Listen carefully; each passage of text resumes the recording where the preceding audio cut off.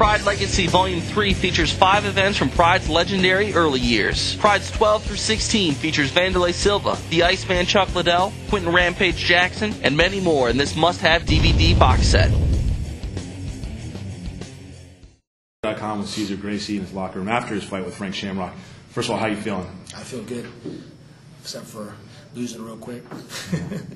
There was a lot of talk about your record coming into this fight. Were you undefeated at 14-0? Had you never fought before? Nothing sanctioned like that. I think they pumped that stuff up a little bit, but it's more like challenge matches and stuff where you're fighting guys that aren't on the level of today's fighters, to be honest with you. Absolutely, and that lack of experience walking into the cage against a guy like Frank Shamrock, who's fought everywhere against everybody. Absolutely. Because the nerves, man, I'm just like, there's a lot of people here. And all of a sudden it becomes a street fight.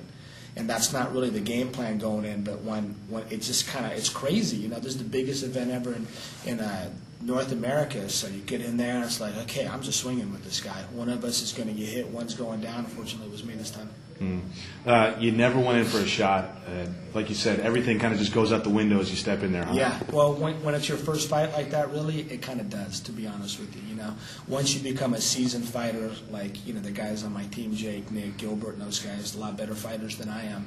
They've got the experience to go in there and institute a game plan and stick to it, And I kind of just said, hey, I'm going to swing with this guy, because like just that thing was building up. I thought I'm like a street fight, like I said, Why'd you take the fight? Did you feel like you had something to prove?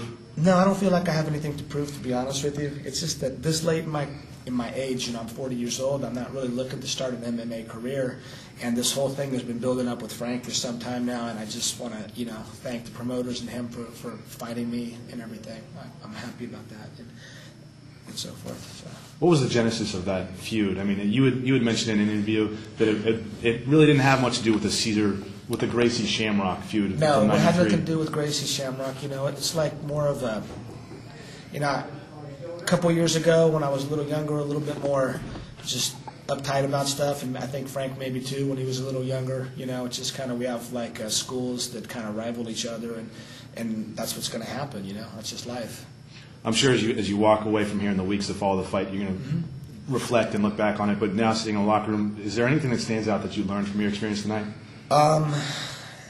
Yeah, I'm sure I learned a lot, looking at it. I mean, I'm obviously disappointed, but to be honest with you, I see people, this isn't the worst thing in life, It's like people, they lose, and that's just life, I mean, I know there's going to be a lot of haters and everything like that, but I'm a jiu-jitsu guy. I'm proud of what I've accomplished in my life so far.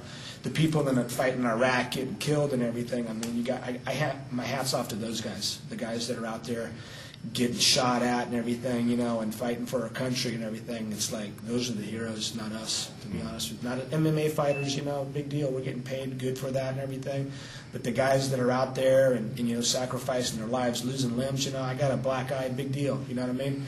Those are the guys that really deserve everything. So I just thank God for that, Yeah, thank you, Cesar. We appreciate you getting in the ring tonight and putting yourself on the line like that.